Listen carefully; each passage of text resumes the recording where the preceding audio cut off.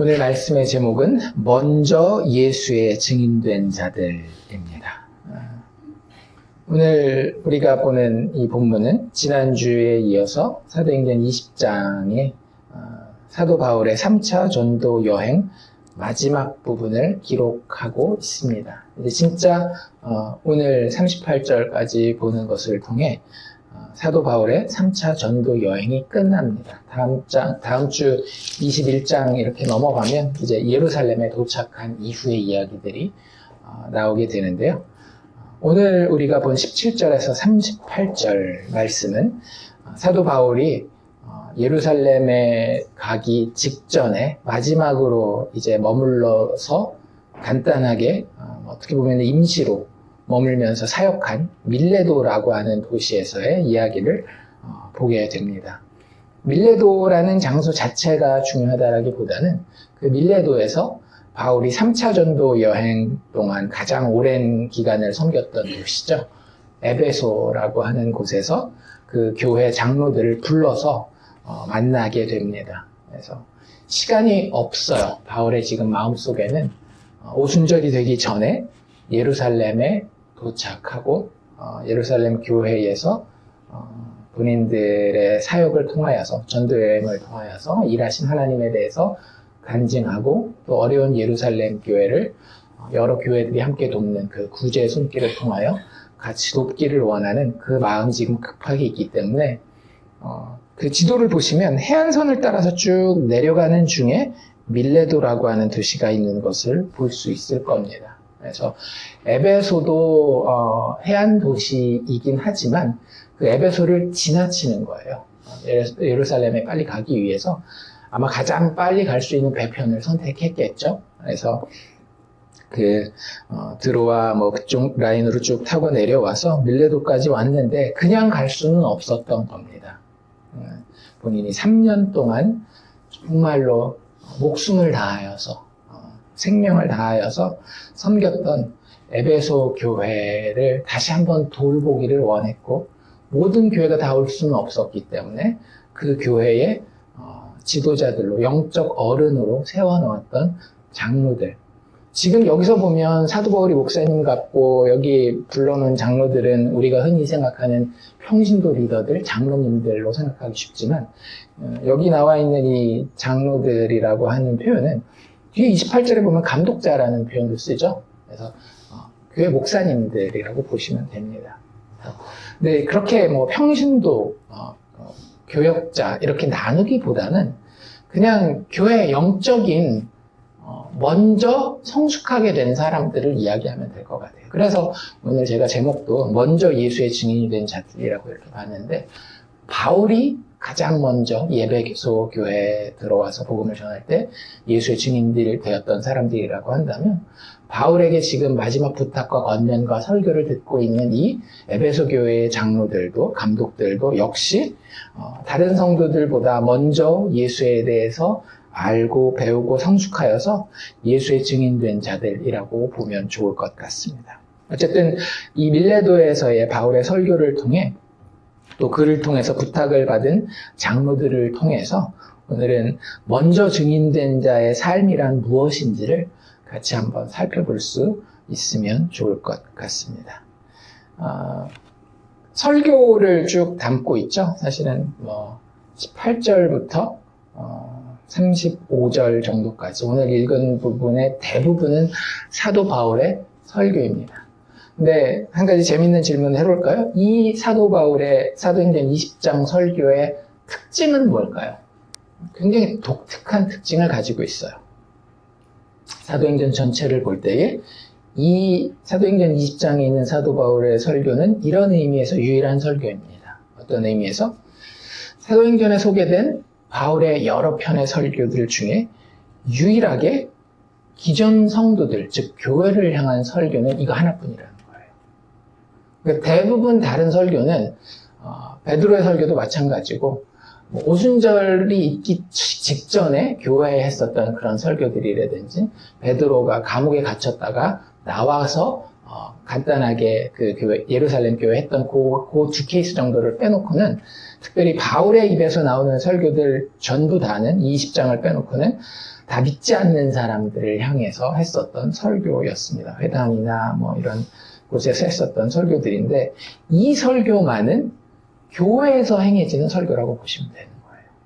그래서 어쩌면 이것이 우리가 매주 따라야 한다라기보다는 믿는다라는 것을 서로 안다라는 전제하에 이렇게 선포될 수 있는 말씀의 전형이라고 보아도 좋을 것 같은 그런 설교라고 보시면 좋을 것 같습니다. 그래서 사실 느낌 자체가 조금은 달랐을 거예요. 우리가 봤었던 뭐 아테네에서의 설교라든지 뭐 다른 여러 지역들에서의 설교랑은 조금은 다른 그런 내용을 담고 있었을 겁니다.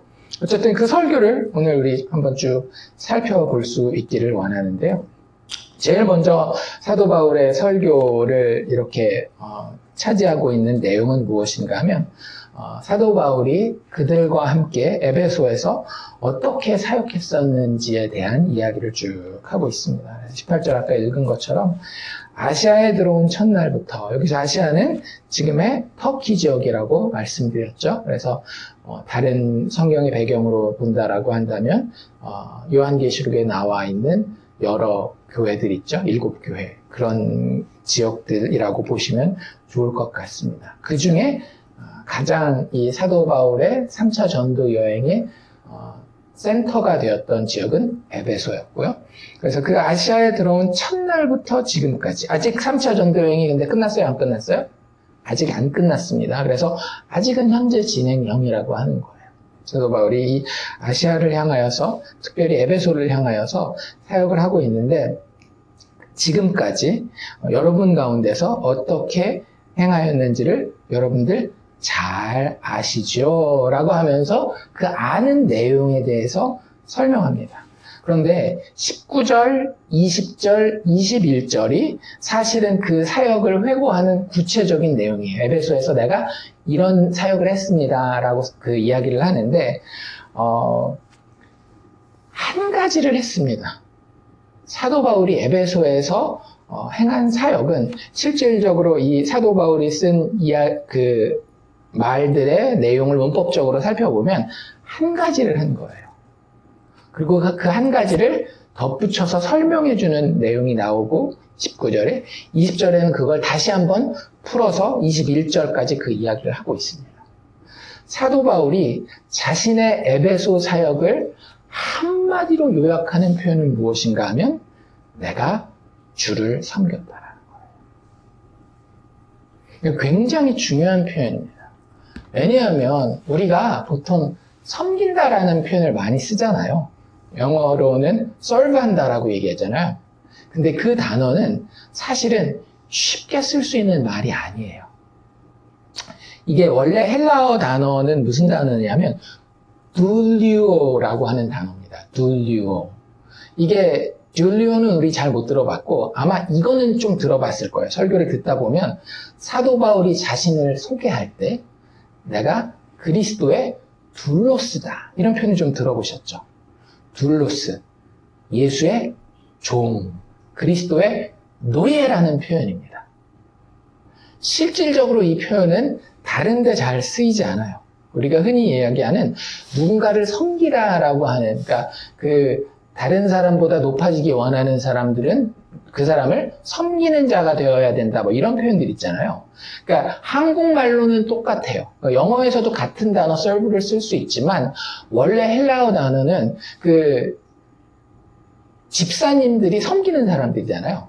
디콘이라 그러잖아요. 그게 헬라어 단어 어디서 오는가 하면 디아코노스 이런 표현에서 오는 거거든요. 그거의 동사가 디아코네오라고 하는 그 표현에서 와요.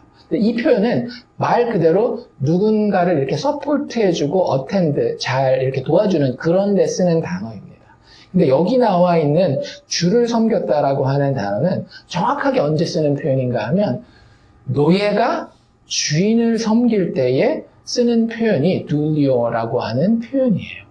그래서 킹 제임스 버전 같은 경우는 이 헬라어 단어가 달라질 때 어떻게 쓰는가 하면 이 둘리오라고 하는 단어를 쓸 때는 serve라는 단어를 씁니다.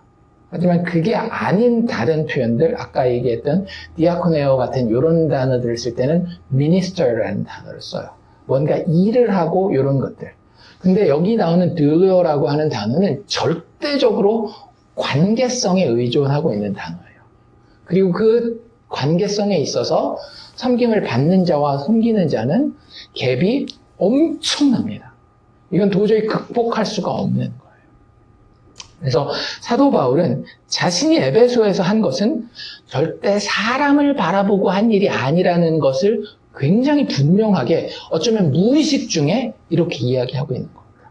우리는 자꾸 사역을 하고 교회를 섬기고 이런 것들을 뭐라고 생각해요? 사람을 섬기고 조직을 돕는 것으로 생각하기 쉬워요. 그런데 아니에요. 예수 믿는 믿음의 시작부터 끝까지 우리는 전부 다 누구에게 집중하는 거예요? 우리가 주님이라고 부르는 예수에게 집중하는 겁니다. 구원론도 예수가 다인 거고요. 칭의, 그래서 거기서 나오는 성화도 다 예수가 중심인 거고요. 그리고 그들이 모이는 교회론도 다 누가 중심이 되는 거예요? 예수가 중심인 거예요.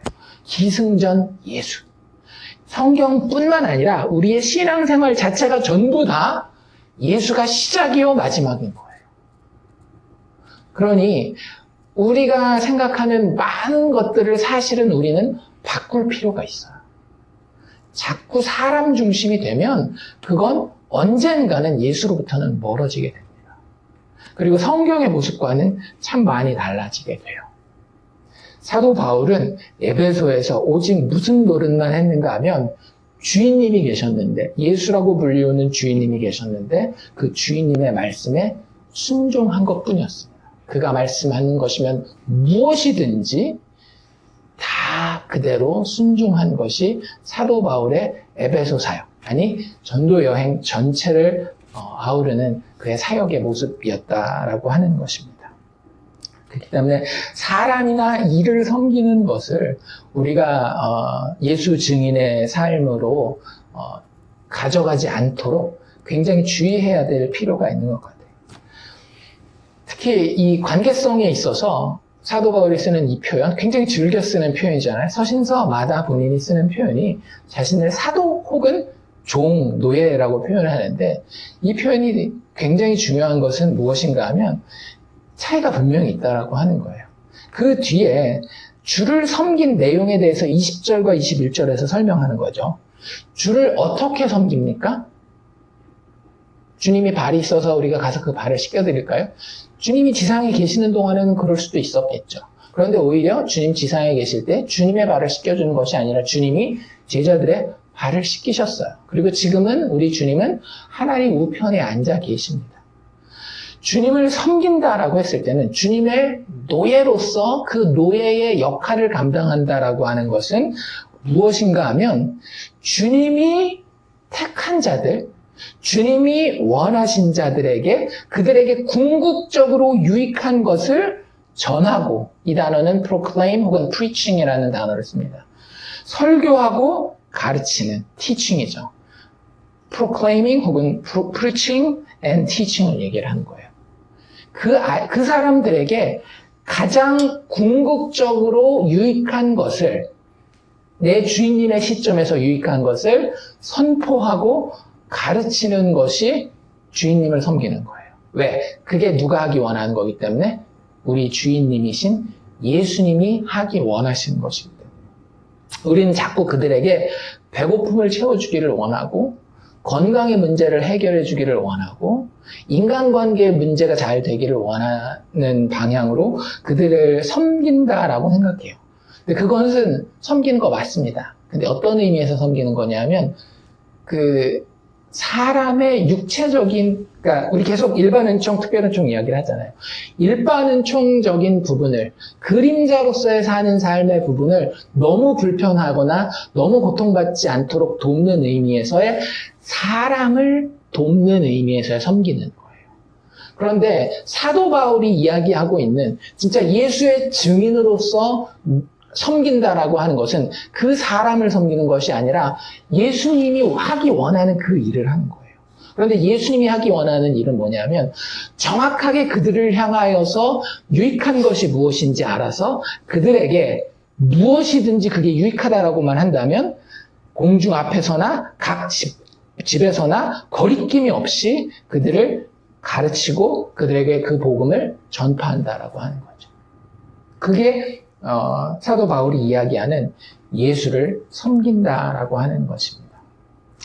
그리고 그 유익한 것이 무엇인지를 21절에서 좀 더 자세하게 설명하고 있는데요. 당연히 이 유익한 건 뭐겠어요? 방금 제가 말씀드린 경제적인 도움이라든지 건강적인 도움이라든지 인간관계에서의 도움이 아닌 것이 너무나 분명하게 나와 있어요. 두 가지로 바로 요약하고 있죠. 유대인들과 헬라인들에게 똑같은 내용인 거예요. 어떤 내용? 첫 번째는 하나님께 대한 회개가 있어야 된다고 하는 거죠. 그리고 두 번째는 우리 주 예수 그리스도께 대한 믿음을 증언하는 것입니다. 이것을 이 뒤에 이제 사도 바울은 뭐라고 표현하고 있는가 하면 하나님의 은혜의 복음이라고 이야기하고 있는 거예요. 예수님이 하나님의 택한 자들에게 원하는 것은 그들이 하나님 앞에서 어떤 존재인지를 보여주는 겁니다. 그리고 그들 앞에선 하나님이 어떤 분인지를 보여주는 거예요. 그게 예수님이 하기 원하는 하나님의 뜻입니다. 본인의 뜻이기도 해요. 그리고 그것을 자기 종들에게 맡겨서 그 일을 하나하나 이루어가기를 원하신다라고 하는 거예요. 이걸 우린 복음이라고 이야기하는데요. 복음을 가장 잘 요약한 성경 본문 중에 하나가 뭡니까? 요한복음 3장 16절이잖아요. 하나님이 세상을 이처럼 사랑하사 독생자를 주셨으니 이는 저를 믿는 자마다 멸망치 않고 영생을 얻게 하려 함이라. 우리는 여기서 뭘 많이 느낍니까? 온 세상을 사랑하시는 하나님, 이렇게 생각하기 쉽잖아요. 근데 반은 맞고 반은 틀린 거예요. 왜냐하면 우리는 성경을 볼 때 자꾸 내 렌즈를 내려놓고 성경이 우리에게 던져주는 렌즈를 가지고 봐야 됩니다. 안 그러면 엉뚱한 걸 보게 돼요. 방금 제가 말씀드린 요한복음 3장 16절에서 사람들이 많이 꽂혀있는 게 뭐냐면 하나님이 온 세상을 사랑했다는 거예요. 하나님이 세상을 이처럼 사랑하사. 그런데요, 여기서 세상이 무슨 뜻인지를 정확하게 알아야 돼요. 사도 요한이 요한복음과 요한일서, 2서, 3서, 그리고 요한계시록을 통틀어서 세상이라는 표현을 쓸 때 그 세상은 무슨 뜻이냐면 하나님과 단절된, 하나님을 대적한 존재들로서 그런 영적인 대상들을 가리킬 때, 그런 인간들을 가리킬 때 쓰는 표현이 세상이라고 하는 거예요. 즉 하나님이 구원하고자 했을 때 그 대상은 어떤 존재들이었는가 하면 하나님을 대적하고 하나님과의 단절을 즐겨하는 존재들이었다라고 하는 거죠. 그걸 우리는 한 글자로 뭐라 그래요? 죄라고 이야기하잖아요. 그리고 그것을 굉장히 편안하게 생각해요. 그게 인간의 본성입니다. 왜? 하나님이 내 주인 되는 것이 너무너무나 싫기 때문에. 내 인생의 주인은 내가 되어야 되기 때문에 이 세상은 어떤 사람들로 가득 차 있는가 하면 자기 인생의 주인 되기 원하는 사람들로 너무나 가득 차 있어요. 그렇기 때문에 이 세상은 항상 다툼과 분쟁이 멈추지 않는 겁니다. 무슨 제도가 잘 이루어지고 어떤 경제적인 풍요함이 뒷받침되면 결국에 이 세상이 유토피아를 향해서 갈 것처럼 이야기하지만 절대 그런 일은 일어나지 않습니다. 왜냐하면 모두가 자기 인생의 주인이기 때문에, 그리고 그 인생의 통치 영역은 여기저기서 계속 오버랩되기 때문에 그 오버랩되는 겹치는 구간마다 사람들은 분쟁과 고통을 맛보게 될 수밖에 없어요. 그런데 하나님이 그렇게 자신을 배반한 세상을, 자신이 없는 것을 훨씬 더 편애하는 그 세상을 사랑하셨다라고 하는 것이 요한복음 3장 16절의 핵심이라고 하는 겁니다. 그런데 그 하나님을 만나기 위해서는 뭘 깨달아야 되는가 하면, 내가 이렇게 내 인생의 주인으로 나를 내세우는 것이 정말 잘못된 것이구나라고 하는 사실을 깨닫고 하나님 앞에 제가 잘못했습니다. 왜냐하면 진짜 법적으로만 따져도 주인은 이미 정해져 있거든요. 온 우주를 만들었고 나를 만들었다라는 것만으로도 법적인 판결은 정확하게 그 결론이 나와 있습니다. 주인은 누구예요? 하나님이신 거예요. 나는 절대 주인이 될 수 없어요. 주인의 공급함이 끊어지면 나의 인생은 너무나도 절망스럽고 허무하고 고통스러울 수밖에 없습니다. 그게 육체의 것이 되었건 심리적인 것이 되었건 관계적인 것이 되었건 절대적으로 우리는 고통을 누릴 수밖에 없어요. 그래서 오늘날 우리가 살고 있는 이 풍요로운, 경제적으로도 풍요하고 기술적으로도 기계적으로도 풍요한 이 세상은 저주받은 세상입니다. 왜 그러냐 하면요, 우리를 회개하는 자리로 우리를 이끌고 가지 못하기 때문에 그런 거예요. 옛날 사람들은요, 인생을 사는 게 고달팠어요. 여러 가지 이유가 있죠. 그냥 제도적으로, 시스템적으로 힘들지 않았나요? 대부분의 사람들은. 대한민국의 역사만 봐도 어때요? 한 명을 빼놓고는 전부 다 노예였던 거예요. 아니, 어떤 분들은 이런 이야기를 해요. 중국, 한국, 일본, 이 동아시아를 통틀어서 그들의 고대 역사를 살피면 그들 안에 진실한 의미에서의 자유는 단 한 명이었다. 누구요? 황제 한 명. 나머지는 다 조공을 바치는, 심지어 조선의 왕이라 할지라도 노예들이었다라고 하는 거예요. 종이라고 하는 거예요. 그러니 어디 가서 당신이 진짜 힘든 이유는 저 왕 때문입니다 라는 이야기를 할 때에 그게 진짜, 혹은 그 왕으로부터 떨어졌을 때, 그 왕의 대적이 되었을 때에 얼마나 그것이 힘든 것인지를 금방 이야기하면 알아들었어요. 그리고 그 시스템 자체가 근본적으로 죄인된 인간들을 통해서 돌아가는 것들이었기 때문에 그냥 어려웠습니다. 삼시세끼를 먹는다라는 것도 너무 어려운 것들이었고, 밥을 먹지 못하는 것들에 대한 고통들을 알고 있었어요. 그냥 인생은 고난의 연속이었던 겁니다. 그런데 인류가 갑자기 근래 몇백 년 동안에 정말 잘 살게 되었어요. 그리고 이제는 노예가 아닌 상태로 인생을 사는 것에 맛을 보게 됩니다. 노예임에도 불구하고. 노예가 아닌 것처럼 우리의 포지션을 악한 마귀가 역사와 세계의 정세를 이용해서 하나씩 그림자로서 만들어 놓는 거예요. 그렇기 때문에 이 세상을 사는 게 사실은 괜찮아요. 조금만 더 누렸으면 하는 생각이 있지, 야, 이 세상을 사는 게 너무나 힘들다라는 생각을 사실은 육체적으로는 잘 하지 않게 됩니다.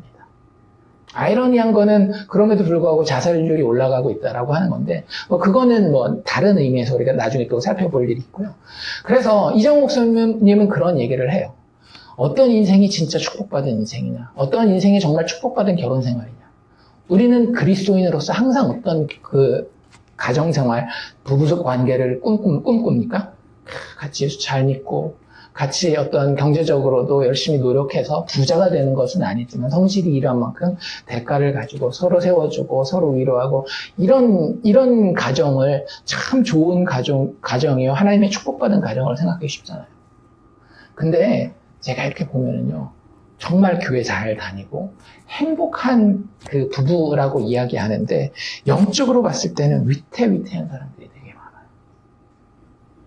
이장우 목사님이 이야기하는 행복한 부부생활, 부부관계는 어떤 관계냐면, 그 사람들이 정말로 너무너무 하나님이 축복해 주셔서 재정적으로도 넉넉하고, 그리고 둘의 관계도 좋고, 그래서 이 세상에서 우리 안 죽었으면 좋겠다, 오래오래 너무너무 100년 해로했으면 좋겠다, 이런 생각을 가지는 부부보다는 차라리 아내라고 해봅시다.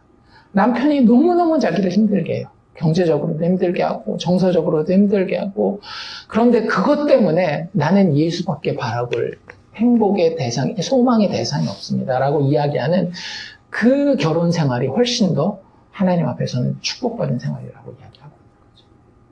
근데 우리가 극단적인 사례로 갈 필요는 없겠지만, 사실은 이 인생을 내가 정말로 주인 되어서 편하게 사는 것은 썩 우리에게 영적으로 건강하게 도움되는 일은 아니에요. 우리의 마음은 항상 어때야 되는가 하면 하나님이 완성하실 그 나라에 대한 갈급함이 있어요. 편해서 뭘 해야 될지도 모를 정도로 그렇게 사는 게 아니라 진짜 내가 밥 벌어먹기 위해서 이렇게 뛰지 않으면 아침에 뛰고 점심 때 뛰고 또 밤에까지 뛰지 않으면 안 될 정도로 힘든 육체를 가지고 있고, 다른 사람들은 다 건강 말짱한데 나는 몸 한 부분이 아파서 정말로 이것 좀 어떻게 해결되면 좋겠다라는 그런 어떤 진짜 삶에서의 갈급함을 느끼는, 그리고 그것을 해결해 줄 것에 대한 약속에 대한 소망을 가질 수 있는 환경이 오히려 영적인 종인 우리에게는 훨씬 더 좋은 환경일 수 있다고 하는 거예요. 사도 바울은 그것을 예수 안에서 깨달은 겁니다. 나는 아무것도 아니요, 예수 그리스도의 종으로 있을 때에 가장 의미 있는 존재요, 가장 행복한 존재입니다. 내가 하나님이 주인일 때에 하나님을 주인으로 삼지 아니하고 나 스스로를 주인으로 삼았는데, 세상에 속해 있는 자였는데 그 세상을 하나님이 사랑하셔서 이 땅에 독생자 예수를 보내주실 수가, 어떻게 그럴 수가 있습니까? 내가 교회의 원수일 뿐만 아니라 교회의 머리이신 예수를 핍박했었던 그때에도 하나님이 약속하셨기 때문에, 이미 정하셨기 때문에 그 약속대로 나를 사랑하셔서 이 땅에 오셔서 나를 만나주시고 나를 구원하셨을 뿐만 아니라 나를 영광스럽게 그 복음의 증언자로, 증인으로 삼을 수 있다니 어떻게 이런 일이 있을 수 있습니까? 라고 하는 감격이 사도 바울에게 있었던 거예요. 도저히 용서받을 수 없는 자가 용서받았다라고 하는 사실이 자기 자신을 예수 그리스도 아래 기뻐하며 자원하는 노예로 갖다 놓을 수 있었다라고 하는 겁니다. 사도 바울이 자기 자신을 노예로 소개할 때에, 혹은 주님의 노예 노릇한다라는 이런 표현을 쓸 때에 사도 바울은 절대로 비굴하고 비참하고 그런 느낌이 아닙니다.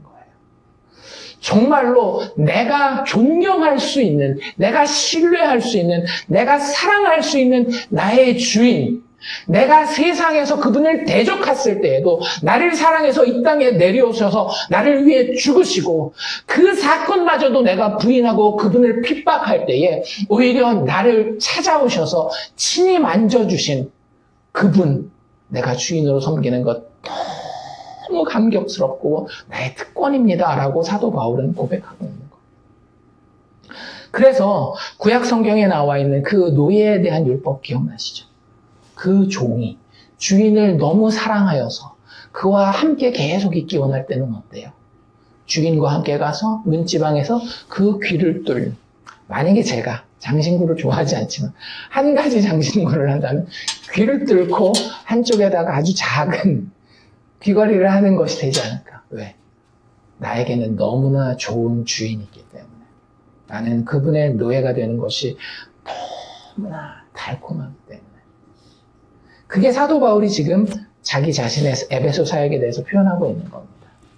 사도 바울은 사람을 향해서 사실은 좀 극단적으로 이야기를 한다면, 틀린 표현은 아닙니다. 극단적으로 이야기한다면 사도 바울은 자신의 평생에 사역하는 동안에 사람을 향하여서 사역한 적이 한 번도 없어요. 사도 바울은 늘 예수를, 자기의 좋으신 주인 예수를 노예로서 섬기는 일만 하였습니다. 그리고 그 내용을 요즘식으로 이야기한다라고 한다면, 그분이 죄인들을 향하여서, 세상을 향하여서, 자신을 대적한 그 세상을 향하여서 어떻게 사랑으로 오셨으며 고난받으시고 죽으시고 다시 살아나셨는지를 그가 택하신 자들에게 가서 증언하는 것이 그의 사역의 내용이었다라고 하는 겁니다.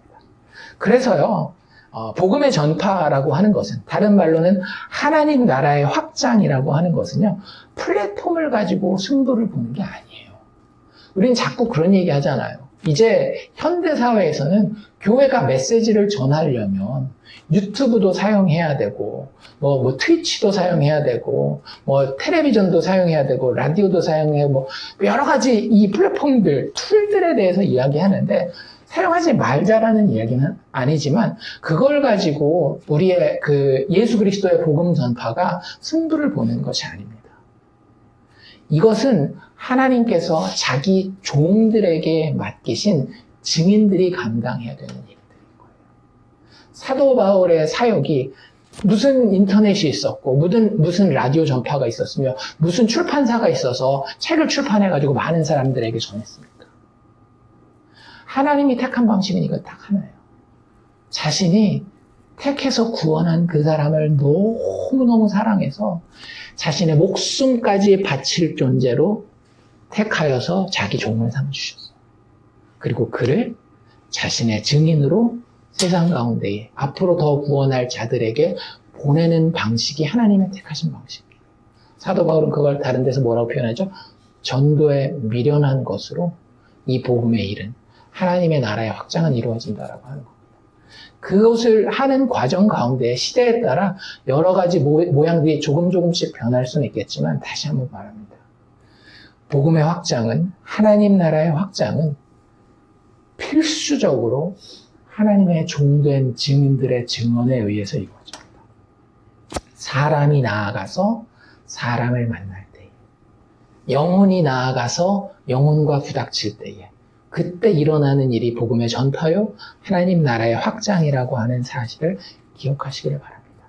그러지 않았나요? 사도 바울이, 우리 다시 한번 에베소 사역을 기억해 보면 3년 동안 있으면서 3개월 회당에서 2년, 만 2년 꼬박 두란노 서원에서 밤낮 가리지 않고 오전 11시부터 오후 4시까지 사람들과 직접 얼굴을 대면하고 그들에게 아무것도 숨기지 아니하고 거리낌 없이 모든 헬라인과 유대인이 다 들을 때까지 그 자리에 한 사람이 서 있었던 거예요.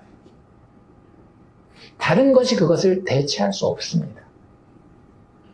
뭐 어디 이렇게 라디오 방송을 뿌렸더니, 책을 뿌렸더니 하나님 그것도 사용하셔요. 사용하시지 않는다라는 것은 아니지만 그 과정 가운데에 반드시 인격과 인격이 만나지게 되어 있습니다. 그게 하나님이 택하신 방식인 거예요.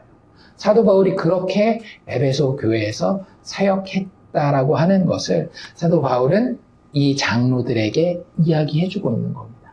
그러니 장로들도 그 모범을 따라갈 수밖에 없는 거죠. 조금 이따 그 모양이 어떤 것인지 조금 더 자세히 볼 텐데, 그렇게 자신의 사역에 대해서 회고하고 나서 이제 어떤 사역을 할 것인지 자신의 미래에 대해서 기도 부탁하듯이 이런 이야기를 22절과 23절에 합니다. 두 가지 내용인데요. 하나는 자신이 성령에 매여서 예루살렘으로 간다라고 이야기를 해요. 사도 바울 자신의 뜻대로 가는 겁니까? 아니에요. 이렇게 서두르는 것은 어쩌면 자기가 그냥 눈에 이렇게 보이는 판단으로는 합리적이지 않은 선택일 수도 있어요.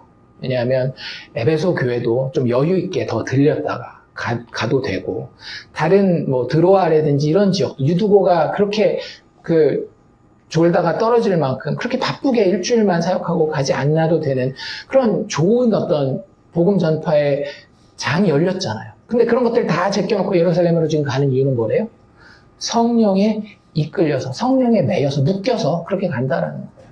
성령은 누구의 영? 예수님의 영 아닙니까? 묶여있다라는 거, 매여있다라는 건 뭐예요? 종을 이야기를 하는 거예요. 그래서 그 예수님이 이끄는 대로 자기는 노예니까 그냥 쫓아가는 거예요. 그런데 너무 자기가 신뢰하고 사랑하는 주인님이기 때문에 그분의 말씀은 내가 이해되지 않더라도 따라가는 겁니다. 그런데 그분이 가는 곳마다 어떤 이야기를 또 하고 계셔요. 그거와는 또 어떻게 보면 반대되는 것처럼 보여질 수 있죠. 하나님 일하는데 하나님 막 격려해 주시고 환경도 다 만들어 주시고 하면 얼마나 좋아요. 그런데 가는 곳마다 성령이 자신에게 뭐라고 이야기하고 있어요? 결박을 받을 것이며 환난이 있을 것이다. 결박과 환난이 너를 기다린다라고 이야기하고 있다라고 하는 거예요. 예수를 믿고 산다라고 하는 것을 우리는 이제는 사도행전을 여기 정도 읽었으면 구별합시다. 육체의 삶이 편안한 것과는 어쩌면 거의 전혀 상관이 없다라고 하는 거죠. 하나님을 위해서, 예수 복음을 위해서 가장 열심히 뛴 사람은 누구예요? 바울 아닙니까? 근데 그가 자기 뜻도 아니고 하나님 뜻대로 안 해가지고 지금 내가 이런 고통을 당하는구나 이런 게 아니잖아요. 성령에 매여서 예루살렘에 가는데 가는 곳곳마다 성령의 감동을 받은 믿음의 형제 자매들이 뭐라고 이야기하고 있더라고요? 네가 결박과 환난을 만날 것이다. 이 이야기를 하고 있다라고 하는 거예요. 구약은 진짜 그림자 중의 그림자입니다. 자꾸 예수 믿는 것과 세상에서 편안한, 그리고 사람들에게 존경받는, 인정받는 그런 삶을 연결시키려고 하는 시도를 이제는 내려놓아야 될 때예요. 그런 것들을 우리가 무조건 거부하고 가난하게 살아야 됩니다. 그런 얘기를 하는 건 아닙니다. 하나님이 우리에게 이유를 모르게 두는 그 장소에서 우리가 세상에 그 직업을 가지고 일을 하고 가정을 돌보고 이런 것들 다 해요. 그런데 그것과 정말로 하나님이 기뻐하시는 복음이 흥황케 되는, 내 안에서 흥황케 되고 나를 통하여 흥황케 되는 그런 일은 정말로 하나도 오버랩되지 않는 경우들이 상당히 많이 있다고 하는 사실을 우리는 알아야 된다고 하는 겁니다. 그래서 사도 바울은 그 일을 기대하고 자신의 그 다음 사역을 향해 가요. 궁극적으로는 어디를 향해 가기를 원해요? 로마를 향해 가기를 원합니다. 로마에 가서도 복음을 전하여야 하고 그 비전은 어느 정도 더 확장되어서 나중에는 스페인까지 가기를 원합니다. 주님이 보내신다면 제가 가겠습니다. 이것이 사도 바울이 지금까지 해왔던 사역이었고 앞으로도 감당할 사역이라는 거예요. 사람이 끼어들 여지가 전혀 없습니다. 사도 바울은 오직 자신의 좋은 주인이신 예수를 섬기는 것으로 이전에도 이후에도 자신의 사역을 감당한다라고 하는 거예요. 그러면서 24절에 자신의 마음가짐에 대해서 이야기하고 있죠. 너무나 참 감동스러운 그런 표현인데, 보라, 내가 달려갈 길과 주 예수께 받은 사명, 곧 하나님의 은혜의 복음을 증언하는 일을 마치려 하면은 나의 생명조차도 조금도 귀한 것으로 여기지 아니하노라. 이 고백 앞에 어떤 느낌이 드십니까? 많은 사람들은, 인생을 어느 정도 살아본 많은 사람들은 어때요? 참 작아집니다. 어떻게 이럴 수가 있을까? 나도 이렇게 하고는 싶은데 이게 맞다니까. 나도 예수 안 믿는 건 아니니까. 복음이 귀중한 거 아니까. 근데 내가 과연 이렇게 할 수 있을까? 그런데 이 본문을 사도 바울이 자신의 어떻게 보면 사역을 회고하면서 간증하는 거 아니에요. 이 본문의 목적을 우리가 제대로 알아야 합니다. 이 본문의 포인트는 바울이 얼마나 비장하게 열심으로 자신의 사역을 감당하고 있는가를 보여주기 위한 게 아니에요.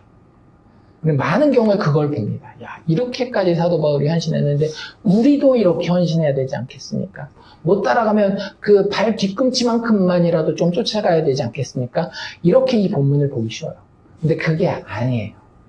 이 본문은 사실은 우리에게 우리도 열심히 본받아서 노력합시다라고 하는 다짐을 하게 하기 위해서 소개된 것이 아닙니다. 사도 바울도 그 이야기를 하려는 게 아니에요. 사도 바울과 누가가 이 성경 본문을 통해서 하려고 하는 이야기는 이것입니다. 하나님의 은혜와 성령의 역사로 드러난 그 복음이 예수의 대적자를 어떻게 이렇게 헌신적인 예수의 사역자로 바꾸어 놓았는지를 보라는 거예요. 그 복음이 도대체 무엇이었길래 예수의 대적자요, 교회의 파괴자였던 사도 바울이라고 하는 자가 내가 이제는 이 일을 위하여, 이 증인됨을 위하여 나의 목숨까지도 아끼지 않습니다 라고 이야기할 수 있게 되었는지 한번 보라고 하는 거예요. 포인트는 바울의 예수 복음에 대한 헌신입니다. 바울은 가장 작게 이야기하시고요. 예수 복음을 크게 얘기하셔야 되는 거예요. 예수의 대적자였던 바울이 예수 복음에 대한 그 헌신을 어떻게 가지게 되었는지. 바울이 이럴 수 있었던 이유는요, 그저 이 예수 복음 때문에 자신이 멈출 수 없었기 때문입니다. 아까도 이야기한 것처럼. 세상에서 하나님의 대적자 중에서도 괴수였던 자기 자신을 사랑하사 그런 나를 위해 이 땅에 오셔서 죽으시고 다시 살아나셨을 뿐만 아니라 여전히 내가 그를 핍박하고 있을 때에도 나를 찾아와서 나를 원래 약속하신 그 자리로 세워놓고야 마시는 은혜의 복음, 하나님의 그 은혜의 복음 증언하는 일이기 때문에 그 일을 멈출 수 없었던 거예요. 내가 달려갈 길과 주 예수께 받은 사명이 뭐라고요? 너 이렇게 안 하면 천국 못 간다? 아니라고요. 곧 하나님의 은혜의 복음을 증언하는 그 일을 마치려 하면은 나의 생명조차도 조금도 귀한 것으로 여기지 않는다라고 사도 바울은 이야기하고 있는 것입니다. 우리도 살펴보아야 해요. 우리가 예수를 향하여서, 하나님을 향하여서 신앙적인 열심을 낸다라고 했을 때 과연 그 열심은 왜 생기고 있는가? 나의 다짐에서 인간적인 의지와 결단에 의해서 나오고 있는 것인지, 아니면 내가 예수 바라보고 예수에 의해 감탄하고 감격하고 놀라고 그 안에서 만족하고 기뻐하는 가운데에 나도 멈출 수 없는 그런 것으로 나오는 세상 사람들이 보기에는 열심인지, 이걸 구별할 수 있어야 된다고 하는 거죠. 아까 처음에 이야기 드린 것처럼 예수 믿는 사람들의 증인됨은, 예수 믿는 사람들의 사역이라고 하는 것은, 전도나 선교나 복음을 전파하는 것은 절대적으로 예수를 바라보고 그분을 섬기는 데에서만 나와야 된다고 하는 겁니다. 사람을 바라보고 저 사람 불쌍한데 그래도 구원받아야 되지 않을까? 그건 나중에 생기는 감정이에요. 그게 없다라고 부정하는 것은 아닙니다. 조금 있다가 금방 보게 될 텐데 그것이 우리의 동기와 원동력이 될 수 없다라고 하는 거죠. 우리의 모든 동기와 원동력은 어디에서 나오는가 하면 예수를 바라보는 데에서 나오는 거예요. 그래서 그분이 나에게 얼마나 좋은 주인님이 되어주셨는가, 내가 그분을 어떻게 대적하였는가, 그럼에도 불구하고 그분이 어떻게 은혜를 베풀어서 나를 사랑하시고, 그것도 모자라서 당신의 왕국을 선포하고 선언하는 그 영광스러운 자리에 동참하도록 하셨는가, 어떻게 이런 일이 있을 수 있는가라는 감격이 우리의 모든 사역을, 복음 전파를 이끌고 가는 원동력이요 동기가 되어야 한다라고 하는 것입니다. 그래서 그렇게 24절에서 자신의 어떤 마음가짐에 대해서 소개를 하면서 나는 그 예수의 뜻을, 노예이기 때문에 주인님이 시키는 대로 다 그대로 순종하였기 때문에, 하나님의 뜻을, 그 하나님의 은혜의 복음을 다 전하였기 때문에 이제는 모든 사람의 피에 대해서 깨끗하다라고 26절, 27절에 대해서 이야기합니다. 후회 없는 인생은 뭘까요? 후회 없는 인생. 우리는 뭔가 버킷리스트 같은 거 짜가지고 내가 파리 에펠탑은 한번 가봤어야 되는데, 로마에 있는 그 피사의 사탑 한번 가봤어야 되는데, 이탈리아도 한번 가보고 뭐 이것저것 해봤어요. 스카이다이빙도 한번 해봤어야 되는데, 그러면은 후회 없는 인생입니까? 세상 사람들은 후회 없는 인생이 뭔지 모르기 때문에 그런 것들을 쫓아갈 수 있어요. 그런데 우리 믿는 사람들은 다릅니다. 믿는 사람들에게 후회 없는 인생은 뭐냐면요, 꺼리지 않고 하나님의 뜻을 하나님이 보내신 사람들에게 다 전하는 것입니다. 그래서 더 이상 내가 누구의 피에 대해서도 깨끗할 수 있는, 내가 이제 움찔움찔하지 않아도 되는. 그러니까 구별은 좀 하셔요. 내가 만나는 모든 사람한테 이거 다 얘기해야 되겠다, 그게 아니라 방금도 말씀드린 것처럼 하나님이 보내시는지를 봐야 돼요. 그리고 그 보낸 사람이 돌아오느냐 안 돌아오느냐도 나에게는 그렇게 신경 쓸 일은 아닌 거예요. 우리는 뭐기 때문에? 노예이기 때문에. 우리는 종이기 때문에 주인이 명령하신 것을 다 순종하는 것으로 우리는 충분히 의미 있는 인생을 사는 것입니다. 그런데 우리 주인은 다른 것 그렇게 바라지 않아요. 우리 주인이 원하시는 것은, 하나님이 원하시는 것은 아들의 영광이 올바로 드러나는 것입니다. 아들이 자신을 대적하고 핍박하는 세상을 위해서, 그럴 줄 알면서도 이 땅에 찾아오셨고 사랑으로 그들을 위하여 고난을 감당하셨을 뿐만 아니라 죽어주셨고 다시 살아나셔서 아버지의 택한 모든 자들에게 성령으로 찾아가 그들을 하나하나 구원해내는 것이 하나님의, 우리 주인의 뜻이라고 하는 거예요. 그리고 그것만을 우리에게 명령합니다. 나는 저 영혼을 구원하기를 원해. 그러니 너를 보낸다. 이게 우리가 맡은 유일한 인생의 사명이에요. 첫 번째로 해야 되는 것은 그러니까 우리가 나가야 되겠다. 무작정 나가는 게 아니라 첫 번째로 해야 되는 건 뭐겠어요, 그러면? 들어야 되는 거예요. 부르심을 들어야 되는 겁니다. 누구에게 보내시렵니까? 인간적으로 봤을 때는 지난번에 살펴봤던 들어와가 참 이게 지금 전해야 될 타이밍인 것 같고 문이 열린 것 같지만 하나님께서는 다른 곳으로 얼마든지 보내실 수 있는 걸 우리가 봤잖아요. 우리의 인생에서도 마찬가지라고 하는 거예요. 하나님이 어디로 나를 그리고 우리 교회를 보내시는지를 우리가 보고 묻고 깨달아야 한다라고 하는 거예요. 그리고 거기서 하나님이 원하시는 방식으로 꺼리지 아니하고 하나님의 뜻을 그것이 유익하다라고 한다면 예수 복음에 예수의 이름에 영광이 돌아가는 그 유익한 것이라고 한다면 무엇이든지 공중 앞에서건 각 집에 개인적으로 만나서건 거림없이 전부 다 우리가 말하는 것이 우리가 우리의 인생을 후회 없이 사는 유일한 길이라고 하는 거예요. 자식을 얼마나 그들이 참 볼만하게 살 수 있도록 보조해주고 서포트해주고 키워주느냐? 아니요. 그것도 후회가 남는 인생입니다. 자아를 완성해서 세상 사람들도 참 박수 칠 만한 그리고 나도 심정적으로 만족할 만한 성취를 이뤄내느냐? 이런 것들도 결국에는 우리의 인생을 헛되이 살게 만들지 최종적인 만족감 가운데 가져다 주지 못합니다. 왜?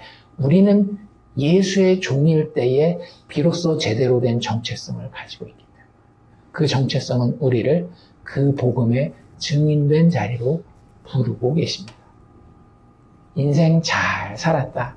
그것은 딱 요 하나에 의해서 결정되는 거예요. 하나님의 뜻을 하나님이 보내신 곳에 정말로 다 말하는 것이 말을 잘하느냐 못하느냐는 그렇게 중요하지 않아요. 주인 이야기했을 때 순종하면 그것으로 인생을 잘 산 겁니다. 그리고 나서 이제 28절부터는 사도 바울이 자기를 찾아온 이 장로들에게 에베소 교회에서 영적으로 성장하여서 먼저 예수의 증인이 된 자들에게 부탁을 합니다. 세 가지 부탁을 해요. 첫 번째는 주의하라입니다. 28절에 이렇게 이야기를 하죠. 여러분은 자기를 위하여 또는 온 양떼를 위하여 삼가하라라고 이야기를 하는데 이게 be on guard, 이게 뭐라 그래야 될까? 주의하는 거죠. 잘 조심하고 그런 것들을 이야기를 하는 거예요. 깨어있고 뭐 이런 것들 주의하고 조심하고 watch out 뭐 이런 표현으로 영어로는 많이 번역을 하고 있는데 뭐에 대해서 그러라고 이야기를 하고 있을까요?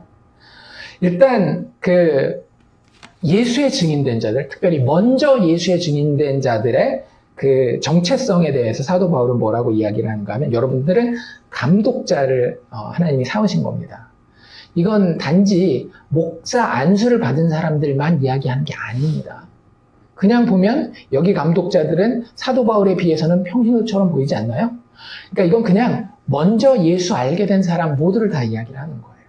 그 사람들은 다 뭘로 부름받은 거예요? 감독자로. 감독자가 뭐예요? 영어로는 overseer, elder라는 표현이 앞에 나왔었는데 다른 사람보다 영적으로 한 걸음 먼저 나와 있기 때문에 그 사람들을 돌아보는 사람들인 거예요. 뭐로? 예수 그리스도 복음으로. 그들에게 복음이 정말로 살아있는지, 그 복음이 정말로 망가지지 않고 제대로 건강하고 튼튼하게 서 있는지를 살펴보는 사람으로 세워요. 근데 누가 세웠대요? 사람이 세우는 게 아닙니다. 누가 세우는 거예요? 성령이 그들 가운데에 여러분을 감독자로 삼으셨습니다. 라고 이야기를 하는 거예요.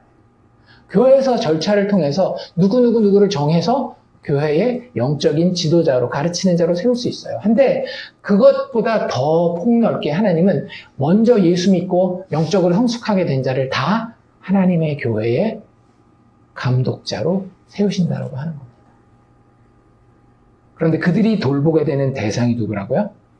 하나님이 자기 피로 사신 교회를 보살피게 하신다. 교회는 혹은 내가 앞으로 함께 신앙생활하게 될 믿음의 동역자들은 다 어떤 존재들이에요? 하나님께서 자신의 대적이었음에도 불구하고 사랑하셔서 핏값 주고 사신 존재들이라고 하는 거예요. 그들이 나랑 삶의 모습이 다를 수 있어요. 삶의 패턴도 다를 수 있고요. 여러 가지 레벨, 세상이 이야기하는 레벨에 있어서 차이가 날 수도 있습니다. 그런데 그리스도인의 연합은 진짜 여기 있는 거예요. 그 사람이 나한테 귀한 이유는 뭐냐면 하나님이, 삼위일체 하나님이 아버지의 계획을 통하여 아들의 죽음과 성령 하나님의 실질적인 감화, 감동과 적용을 통해서 그 영혼을 너무나 귀하게 품으셨기 때문이라고 하는 거죠. 그게 내가 주인의 마음을 알기 때문에 할 수 있는 거예요. 다시 한번, 내가 그 사람을 직접 보기 때문에 할 수 있는 일이 아닙니다. 그러면 나랑 생활 패턴도 다르고, 음악의 취향도 다르고, 경제적인 레벨도 다르고, 언어적인 수준도, 쓰고 있는 주요 언어도 다를 때에 그것을 절대 극복하지 못해요. 그걸 극복하라는 이야기를 하기 위한 것이 아니라 교회의 하나됨은 항상 너무나 자연스러운 거였습니다. 왜냐하면 사람을 향해서 어떻게든지 내가 품어보려고 해서 발생하는 일이 아니었기 때문에. 교회의 연합은, 성교의 연합이라고 하는 것은 누구를 바라볼 때 이루어지는 것이었는가 하면 하나님을 바라볼 때에, 예수 그리스도를 바라볼 때에 그 예수가 어떻게까지 그 영혼을 사랑하고 품으셨는지, 주인이 야 이거 귀한 거다 잘 챙겨라 하면 제대로 된 충성된 종은 어떻게 해요? 주인이 그렇게 얘기했기 때문에 나는 이 가치를 잘 모른다 할지라도 그거 귀하게 잘 보관하고 닦고 챙기고 심지어는 내가 비 맞더라도 내 품 안에다가 이렇게 감싸고 그러지 않습니까? 나는 그 가치를 모르더라도 내가 신뢰하고 내가 사랑하는 주인이 나에게 그렇게 이야기하셨기 때문에 주인이 그거 아끼는 걸 보니까 이거 정말 귀한 게 맞구나 이런 판단이 우리에게 들기 때문에 성도는 서로 사랑하게 되는 겁니다. 그 교회를 살피면서 해야 될 일이 너 자신과 그 교회를 위해서 주의하라라고 하는 게 첫 번째 부탁입니다. 뭘 주의해야 되겠어요? 그 주의해야 될 내용은 조금 더 자세히 29절과 30절에 나와 있습니다. 뭐라고 나와 있습니까? 너희들을 대항하여서 혹은 너희 하나님의 교회를 대항하여서 사나운 이리가 여러분에게 또 여러분의 교회에게 들어와서 그 양떼를 아끼지 않을 것입니다. 여러분 중에서도 제자들을 끌어 자기를 따르게 하려고 어그러진 말을 하는 사람들이 일어날 줄을 내가 알고 있습니다. 사도 바울은요, 영적인 전쟁에 대해서 굉장히 민감하고 정확하게 그 현상을 파악하고 있는 사람이었습니다. 교회 안의 이야기입니다. 세상 이야기가 아니에요. 교회 안에 항상 누가 들어올 것이라고요? 사나운 이리가 들어올 거예요. 이걸 뭐라고 생각하십니까? 교회를 핍박하는 세상의 권력으로 생각하십니까? 아니요. 사나운 이리의 특징은 29절에서 이야기하는 사나운 이리의 특징은 30절에 정확하게 이야기하고 있지 않습니까? 어그러진 말을 하는 사람들. 교회에서 제일 중요하게 생각해야 되는 게 뭐냐면 엉뚱한 말을 하는 사람.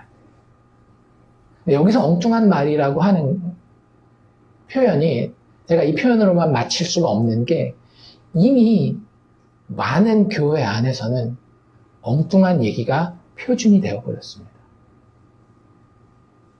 갈라디아서를 가지고 와서 이야기를 해봅시다. 엉뚱한 이야기는 뭘까요? 어그러진 말은 뭘까요? 하는 복음이에요. 예수 그리스도가 아닌 다른 것을 자꾸 그래야 되는 것처럼.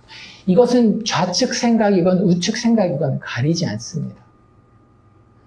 어떤 세상적인 도덕률들을, 그것도 굉장히 그 수준이 낮아진 것들을 들고 오려는 세력들이 교회 안에 이미 많이 들어와 있잖아요.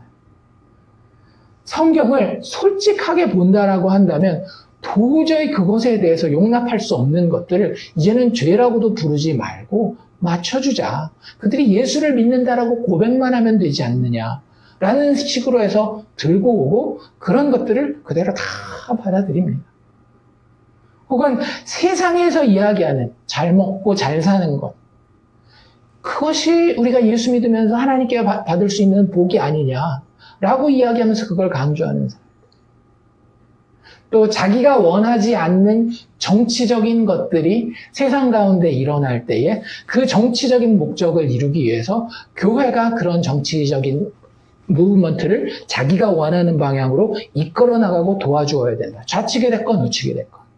그런 이야기들이 너무 많이 들어와 있어요. 그리고 그것을 정말로 그 사람들은 진지하고 나름대로는 진심으로 믿고 이야기를 합니다. 그런데 그거 다 어그러진 말들이고 중요한 것은 그 끝을 보면 알아요. 뭐 하려고? 자기를 따르게 하려고. 그렇지 않나요? 죄를 가지고 와서 죄가 아닌 것처럼 이야기하는 사람들, 누굴 따르게 하는 거예요? 자기를 따르게 하는 거예요. 자기가 원하는 정치적인 무브먼트에 힘을 보태려고 하는 사람들도 뭐예요? 자신의 이상인 그 무브먼트를 따르게 하는, 결국은 자기를 따르게 하려고 하는 거예요. 세상에서 잘 먹고 잘 사는 거 가지고 들어와서 그것이 예수 믿는 것의 굉장히 중요한 부분처럼 이야기하는, 행복한 가정을 이루는 것이, 돈 잘 벌고 세상에서 깨끗하게 일해서 높은 곳에 올라가는 것이 정말로 중요한 것처럼 이야기하는 것도 결국에는 자기를 따르게 하려고 하는 모든 행동입니다. 예수 앞에서는요, 전부 다 내팽겨쳐지는 존재들이에요. 다 노예들인데 뭐 자기가 올바른 것이 있고 뭐 내가 나를 따를 것이 있다라고, 이것이 맞습니다라고 들고 들어와서 주장할 수 있는 게 어디 있겠어요? 우리가 이야기할 수 있는 건 단 하나입니다. 하나님이 자신을 대적하고 자신을 핍박하고 자신이 없는 것을 더 사랑했던 그 세상을 아무것도 그들이 한 것 없는 상태에서 은혜로 사랑하사 자신의 독생자를 죽기까지 이 땅에 보내주셔서 그들이 아무것도 한 것 없지만 성령의 도우심 가운데, 그것마저도 하나님의 선물 아니에요. 성령의 도우심 가운데 믿기만 하면 그들에게 영원한 복락을 하나님과 함께 누리도록 한 것, 그것 하나만이 교회가 누려야 할, 교회가 이야기해야 할 영원한 주제라고 하는 것입니다. 그것에 대해서 해야 될 이야기가 많은 것이 진짜 교회인 거예요. 아까도 이야기한 것처럼 그 예수에 대한 이야기 하나 노래로 표현하는데 쓰다 끝이 없어서 18절까지 그 노래를 작사해야 되는 그 마음을 알지 못하고, 세상에서 답답한 마음들을 가지고, 세상에서 억울했던 마음 가지고 와서 그걸 예수라는 이름, 하나님이라는 이름, 성령이라는 이름, 그 고귀한 삼위일체 하나님의 이름을 사용해서 자신을 따르게 하기 위해서 거기에다가 집어넣고 써먹는다라고 하는 것은 정말로 우리가 주의해야 된다라고 하는 거죠.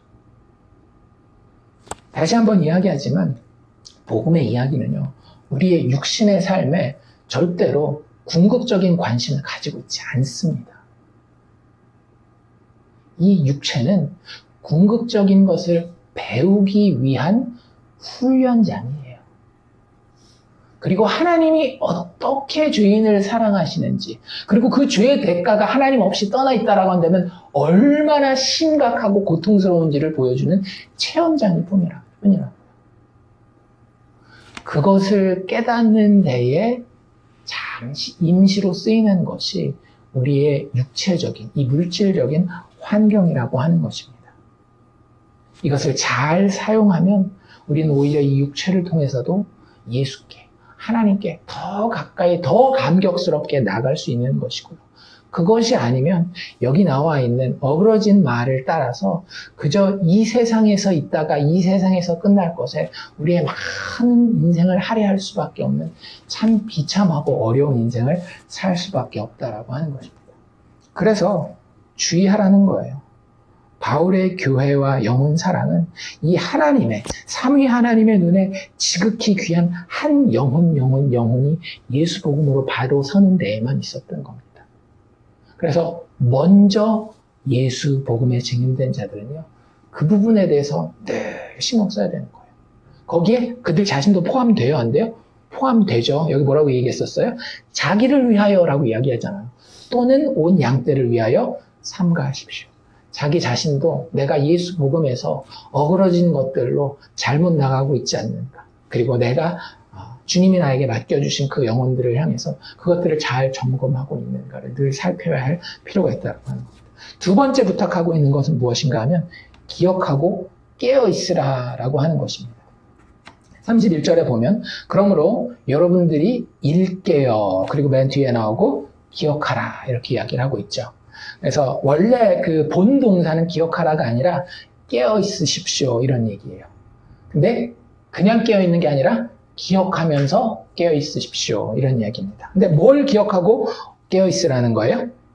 내용을 보면 이렇게 돼 있죠. 내가 3년이나 밤낮 쉬지 않고 눈물로 각 사람을 훈계했던 것을 기억하십시오. 기억하고 깨어있으십시오 라고 이야기를 하는 겁니다. 바울이 했던 일이 뭐예요? 우리는 여기서 자꾸 인간의 열심을 살펴보려고 해요. 3년 동안이나 쉬지도 않고 이렇게 열심히 했네. 근데 그게 아니라 자기가 3년 동안 무엇 했는지, 그래서 본받아야 되는 게 무엇인지를 32절에 사도 바울이 너무나도 분명하게 이야기하고 있어요. 지금 내가 자기 사역을 마무리하는 거죠. 에베소 교회에 특별히 장로들을 불러놓고 여러분을 주와 및 그 은혜의 말씀에 부탁합니다. 이게 사도 바울이 했던 사역이에요. 예수님의 영이신 성령님이 이들을 만져주시고 그리고 그 기록된 말씀을 통해서 그 영혼들이 복음에서 떠나지 아니하는 그것에 자꾸 맡기는 것이 사도 바울이 사역했었던 모습이라고 하는 것입니다. 그것을 쉬지 않고 눈물로 감당했다라고 하는 것이 사도 바울의 고백인 거죠. 자기가 봤을 때 이 복음이 어떤 식으로 이루어졌는지를 알기 때문에 자신의 노력에 대해서 내가 이렇게 노력했으니까 너희도 배워라 이런 이야기를 하는 것이 아니라 내가 그렇게 할 수밖에 없었던 이유를 너희들 알고 있니? 은혜를 베푼다라는 것은, 복음이 일한다라고 하는 것은 하나님이 뭔가가 있어서 반응한 것이 아니라 처음부터 끝까지 하나님의 자신의 은혜와 사랑의 성품 때문에 주도적으로 시작하여서 완성하는 것이 하나님의 복음이란다. 그래서 내가 했던 일은 니들이 볼 때는 사람이 열심히 한 것처럼 보일런지는 모르겠지만 사실 내가 했었던 것은 정말로 눈물 흘리면서 쉬지 않고 주와 그 은혜의 말씀에 너희를 부탁했었던 거야. 내가 매일매일 몇 시간씩 너희들에게 그렇게 말씀을 가르쳤던 것도 내 노력과 인간의 이 교육이 너희들을 변화시킬 것이라는 확신 때문에 한 것이 아니라 그냥 내가 할 수 있는 게 없었기 때문에 주와 은혜의 말씀에 너희를 맡기는 그런 일이었어. 내가 그것 기억하라고 너희에게 지금 다시 한번 부탁한다라고 이야기하고 있는 거예요. 진짜 하나만 삐끗 잘못하면 우리는 자꾸 인간의 교육과 어떤 세뇌 이런 것들로 우리의 복음 선포를 치환할 수가 있어요. 자녀 교육 같은 것들이 그런 것들이에요. 믿음의 부모로서 우리는 자녀를 어떻게 믿음 가운데 양육할 수 있겠습니까? 정말 한 발만 잘못 디디면 다 어디로 가는가 하면 교육을 믿는 방향으로 혹은 세뇌를 믿는 방향으로 갈 수밖에 없습니다. 그런데 믿음의 부모가 자녀들에게 할 수 있는 유일한 일은 뭐예요? 사도 바울이 지금 하고 있는, 그리고 그 전에 계속 했었던 거예요. 주와 및 그 은혜의 말씀에 그들을 부탁하는 것 말고는 할 수 없는 거예요. 전적으로 무능력하지만 전적으로 모든 것이 가능한 하나님 앞에, 특별히 죄인들의 구원에 대해서 그 하나님 앞에, 그 은혜의 하나님 앞에, 예수 앞에 그 영혼들을 맡겨놓고 세우는 것입니다. 그것이 사도 바울이 이 먼저 예수의 증인된 그 에베소 교회의 감독들에게, 장로들에게 부탁하고 있는 것이죠. 그리고 마지막으로 세 번째 부탁하고 있는 내용은 무엇인가 하면 이것도 비슷한 내용인데요. 기억하라 라고 하는 거예요. 35절에 나와 있는데요. 뭐라고 되어 있습니까? 범사에 여러분에게 모본을 보여준 바와 같이 수고하여 약한 사람을 돕고 또 주 예수께서 친히 말씀하신 바 주는 것이 받는 것보다 복이 있다 하심을 기억하여야 할지니라. 예수를 처음 믿은 초신자들에게는 조금은 시간이 듣기에 시간이 좀 필요한 이야기일 수 있겠지만, 아, 내가 증인이구나. 이런 정체성이 분명히 생긴 사람들 있잖아요. 영적으로 조금이나마 이제 성장한 사람들이 기억해야 될 것은 무엇인가 하면, 주는 것이 받는 것보다 복이 있다라고 하는 예수님의 말씀을 기억하는 것이 필요하다는 거예요. 이게 무슨 얘기일까요? 앞에부터 이야기를 하고 있는데 33절부터 사도 바울이 이런 이야기를 해요. 내가 에베소 있을 때입니다. 기억하시죠? 에베소 11시부터 오후 4시까지 두란노 서원에서 전했지만 나머지 시간들은 아마 성경학자들이 이야기하기로는 똑같이 다른 사람들처럼 일했을 것으로 판단이 되어져요. 그때 아무의 은이나 금이나 의복을 탐하지 아니하였고 여러분이 아는 바와 같이 이 손으로 나와 내 동행들이 쓰는 것을 충당하였습니다. 그렇게 여러분들에게 모범을 보였습니다. 오히려 사도 바울은 어떻게 했대요? 자신이 번 것을 가지고 열심히 노력해서 얻은 육체적인 소득을 가지고 약한 사람들을, 여기서 경제적으로 약한 사람들을 이야기를 하는 거겠죠. 도왔다라고 이야기를 하는 겁니다. 영적으로 먼저 예수의 증인이 된 사람들이 반드시 생각해야 될 것들 중에 하나는 무엇인가 하면 예수님의 이 말씀을 기억하는 거예요. 주는 것이 받는 것보다 복이 있다. 이거 그냥 일반적으로 교회에게 자 우리가 구제하는 것이 더 좋은 겁니다. 다른 사람 신세 지는 것보다 그런 컨텍스트에서 얘기하는 게 아닌 거 보이시죠? 어떤 사람들에게 하는 얘기라고요? 먼저 예수의 증인된 영적으로 성숙하고 증인으로서의 정체성이 분명한 사람들에게 하는 이야기들. 우리가 세상에서 알지 못하는 의미 없는 일들을 감당하고 있는 것처럼 보이는 순간들이 있어요. 특별히 믿음이 좋으면 좋을수록. 어떨 때? 육체에 관련된, 영어로 흔히 secular라고 하는 세속적인 일을 할 때에 그게 학업이 되었건 아니면 직장 생활이 되었건 가정 생활이 되었건 그런데 하나님이 그걸 우리에게 허락하신 것은 실수일까요? 계획일까요? 계획입니다. 하나님의 섭리입니다. 우리는 그것에 대한 분명한 신뢰와 믿음이 있습니다. 그것을 우리의 믿음이라고 부르는 거예요. 그런데 그 일들 가운데에 하나님은 무엇을 허락하시는 건가 하면 이게 육체 활동이잖아요. 그렇죠? 그 육체 활동은 반드시 일하는 대로 결과물을 얻게 돼 있어요. 자녀를 키우는 것이면 어떻게 자녀를 키웠느냐에 따라 그 자녀의 그 삶의 모습이 어느 정도는 그림으로 그려져서 열매로 나오고요. 경제활동 같은 경우는 경제활동으로 어느 정도 이 열매가 나한테 떨어지게 돼 있어요. 그런데 그 부분에 있어서 하나님의 증인들에게 원하시는 건 무엇인가 하면 너희가 거기서도 이유를 모른다 할지라도 영적인 눈으로 의미 없는 것처럼 보이는 그 순간에도 아들을 보내시기까지 나를 사랑하신 그리고 죽음에서 사망에서 생명으로 이끄는 그 능력이 있는 전능하신 분이 계획하신 바라고 한다면 그 인도하심을 정말로 최선을 다해서 따르라고 하는 거예요. 그랬을 때에 하나님이 때로는 우리가 약한 자를 도울 수 있는 정도까지도 가게 하신다라고 하는 거죠. 어쨌든 우리가 증인으로 설 때에 누군가가 나는 증인하니까 경제적인 부분을 도와줘야 된다라고 하는 생각은 어느 정도는 마음에 접어놓는 것이 그런 형편이 됐을 때 도움을 받는 것은 오케이라고 이야기할 수 있겠지만 일반적인 원칙은 무엇이다? 주는 것이 받는 것보다 복이 있다 하심을 기억하여야 할지니라. 아까도 이야기한 것처럼 여기에 에베소 교회 감독자들, 장로들은 다 그 교회 누구였더라고요? 목회자들이었더라고요. 바울 밑에 있으니까 평신도처럼 보이는지 모르겠지만 실제 에베소 교회 가서는 다 목회자들이었다라고 하는 겁니다. 근데 그들을 향해서 자신에 대해서 소개하는 것처럼 내 손으로 쓸 것은 나와 내 동행들에게 쓸 것은 내가 다 충당하였다라고 이야기하면서 너희들도 주는 것이 받는 것보다 복되다 하신 이 예수님의 말씀을 기억하라라고 이야기하고 있다라고 하는 겁니다. 뭐 때문에 이렇게 할 수 있는 거예요? 예수 바라보기 때문에 이렇게 할 수 있는 거예요. 예수가 나를 구원하신 그 하나님의 은혜의 복음이 너무나도 놀랍기 때문에 사도 바울이 그럴 수 있었던 것이고 그 같은 복음을 깨달은 이제 증인으로 부름받은 그들에게도 똑같은 부탁을 사도 바울이 할 수 있었던 겁니다. 교인들의 이익을 탐하지 아니하고 오히려 약한 사람을 돕는 바울의 모습은 예수 바라보기 때문에 가능했었다라고 하는 거죠.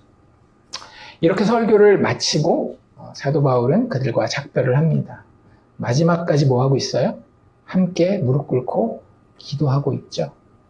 그리고 울면서 다시 못 본다라고 이야기를 하니까 울면서 목을 안고 입을 맞추고 마지막 인사 그렇게 하고 그들은 근심하면서 사도 바울을 전송하는 것으로 오늘 본문의 이야기가 끝납니다. 이 마지막 모습도 어때요? 참 서로 진하게 사랑하는 모습이 보이지 않습니까? 어떻게 그럴 수 있다라고요? 종으로서 주인이신 예수를 사랑하며 열심으로 섬기면 그 종들끼리는, 그분이 맡기신 믿음의 사람들끼리는 깊은 사랑을 할 수밖에 없다라고 하는 것을 보여주는 거예요. 그래서 이웃사랑이라고 하는 것은 반드시 어디에서 기인돼서 나와야 되는가 하면 하나님 사랑에서 기인되어서 나와야 된다라고 하는 겁니다. 우리가 예수를 제대로 사랑하지 아니하고 예수를 제대로 바라보지 않을 때에 우리는 아무리 교회 아니라 할지라도 사람들을 내 기준과 내 판단을 가지고 예뻐할 만한 사람들 예뻐하고 미워할 만한 사람들 꾸역꾸역 참아가면서 어쩔 수 없이 그러면 안 되니까 이런 도덕적인 율법적인 의미에서 사랑하는 신용밖에만 할 수밖에 없는 거예요. 정말로 너희가 나의 제자인 것을 알리라. 서로 사랑하는 것을 통해. 그 사랑은 어디서 나오는가 하면 예수를 사랑하기 때문에 그 예수의 시야로 그들이 보여질 때에 우리가 세상이라고 불릴 때에 예수님 나를 사랑하셨는데 저 사람이 지금 나랑 다른 모습으로 예배 준비도 좀 안 된 것 같고 평상시의 삶도 좀 그렇지만 그래도 예수 사랑하는 것이 분명하다라고 한다면 그것이 예수가 그를 사랑한 증거가 아닌가 라는 그 마음 때문에 그 사람을 바라보고 그 사람을 향해서 넉넉하고 너그러울 수 있고 그리고 때로는 그 사람을 향해서 희생하고 헌신할 수 있는 것이 그리스도인이 서로 할 수 있는 믿음의 사람들 사이의 사랑이라고 하는 것입니다. 마틴 로이드 존스 목사님 설교 중에 복음의 영광이라는 설교가 있는데요. 이 사도행전 20장 24절을 설교한 그 설교입니다. 앞에 1시간짜리 설교 중에 한 50분 정도는 이 복음이 무엇인가, 하나님의 은혜의 복음이 무엇인가를 쭉 설명을 해요. 세상이 무엇인지, 아까 제가 했던 그런 세상에 대한 컨셉이라든지, 하나님의 그 성육신, 이런 것들을, 복음의 내용을 쭉 설명을 합니다. 그리고 나서, 이렇게 이야기를 합니다. 그 복음에 대해서 당신들이 아직도 깨닫지 못하고 있다라고 한다면, 그것은 아마 당신들이 예수에게 관심 있는 것이 아니라 다른 것들에 관심이 있기 때문이 아닐까요? 라고 하면서 그 복음을 마무리하는 장면에 이런 말로 설교를 마무리하십니다. 무슨 말을 해야겠습니까? 당신은 이 하나님의 은혜를 보셨습니까? 하나님의 은혜의 복음, 위대한 사도 바울이 왜 이렇게 느꼈는지 이해가 되십니까? 왜 이 예수의 복음의 설교를 그만두느니 차라리 죽는 게 낫다고 여겼는지 이해하셨나요? 그 어떤 대적도 바울과 그의 설교를 끝낼 수 없었던 이유를 이해하셨습니까? 왕들과 권력자들과 그리고 로마의 황제들이 무슨 말을 하든 무슨 짓을 하든 바울에겐 상관이 없다는 것을 이해하셨느냐는 말입니다.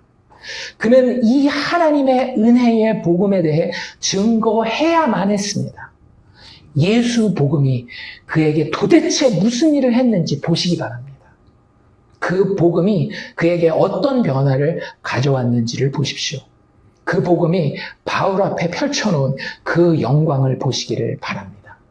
그 결과 그는 나를 죽이려면 죽이십시오 라고 말하고 있는 것입니다. 아까도 제가 말씀드린 것처럼 오늘 이 본문을 통해서 사도 바울 참 대단하다. 나도 어떻게 하면 저 발뒤꿈치라도 쫓아갈 수 있을까? 그런 생각은 이제 하지 마시기를 바랍니다. 성경 어디를 보더라도 아무리 내가 봤을 때 이게 참 위대한 위인의 이야기다라 할지라도 그런 생각은 이제 우리 하지 맙시다. 우리는 뭘 봐야 되는 거예요? 나보다도 못했던 이 바울 같은 교회의 핍박자요, 살인자인 그 사람마저도 이렇게 은혜로 받으시고 바꾸어 놓으시는 이 하나님, 도대체 어떤 분인가? 그분이 나를 구원하셨는데, 그분이 나를 위해 이 땅에 직접 오셔서 죽으시고 다시 살아나셨는데, 나는 그분에 대한 감격이 있는가, 감동이 있는가, 감탄하고 있는가, 그분 바라보는 것을 내 인생의 최고의 목표요, 특권으로 바라보고 있는가. 사도 바울은 그랬기 때문에 지금 이 자리에 이렇게 서서 자신과 똑같이 예수 증인된 자들에게 이런 권면을 할 수 있었던 것입니다. 우리들도 어쩌면 이 사도 바울 같이 혹은 에베소 교회의 장로들 같이 먼저 예수의 증인이 된 사람들일 것입니다. 우리도 신앙생활한 지 꽤 오래됐잖아요. 복음에 대해서 이제 정말 알았다라고 이야기도 하잖아요. 그렇다면 아무 자격 없는 죄인을 오직 은혜로만 구원하시는 예수 복음의 영광에 붙들려서 다른 하나님의 자녀들에게 그분의 신실한 증인으로 살아가기를 소망하는 우리가 될 수 있기를 주의 이름으로 축원합니다.